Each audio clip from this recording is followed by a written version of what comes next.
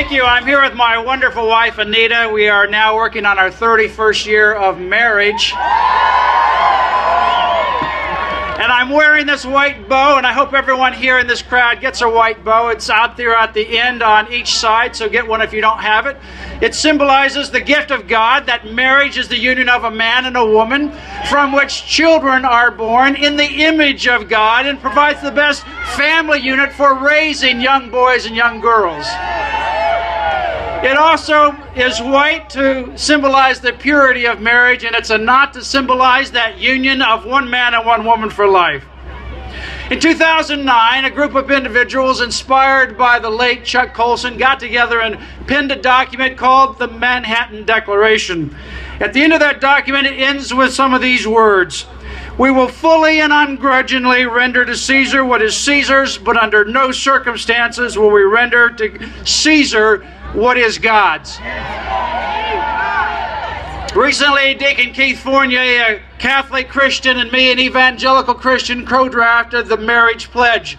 And on that marriage pledge, Orthodox Christians, Catholic Christians, evangelical Christians, Jewish individuals from around the country have signed on to this, saying that although we may have theological differences on certain issues here and there, one thing in which we are unified is on the issue of marriage, and it is the union of one man and one woman. As someone who has argued before the United States Supreme Court, I certainly have respect for this court, but I have no respect and cannot respect a lawless decision. This court has not always been right on the issue of marriage. In the 1800s, it issued the infamous Dred Scott decision, and Justice Taney said, "Sorry, Dred, no rights for you here at this high court," because they said blacks were inferior human beings. How racist and bigoted was that? And how contrary to the natural law of God is that decision. It is no decision worth respecting today, and it was no decision worth respecting then. And in 1927, the famous Oliver Wendell Holmes wrote the infamous words, "3 generations of imbeciles are enough," saying to Carrie Buck, "The Commonwealth of Virginia can forcibly sterilize you to get rid of your population because you have low IQ." That was a racist, bigoted decision. It flies in the face of the dignity of every person created in the image of God. No one will defend it now, and no one should have defended it then. I say now, as we are standing on the precipice of this major decision before the United States Supreme Court, these leaders that came together in this marriage pledge that I hope you sign on at defendmarriage.org are saying this: Supreme Court of the United States, with all due respect, we warn you, do not cross this line.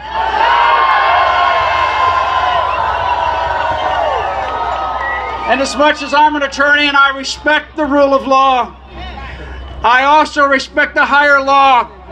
And when an earthly law collides with the higher law, we have no choice to obey the higher law.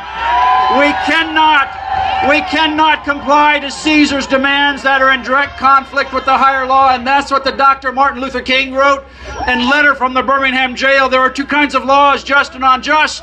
You have to obey the just laws. But the unjust laws are no laws at all, and we cannot obey those. Marriage is the union of a man and a woman. As a policy matter, any other union says that God's design is flawed. As a policy matter, any other union says that boys don't need fathers and girls don't need mothers. And we know that God's creation, the divine architect that infused it into the natural created order, knows what's best for the family. Children need mothers and fathers. This United States Supreme Court, nor any governmental entity, does not have the authority to redefine God's natural created order of marriage.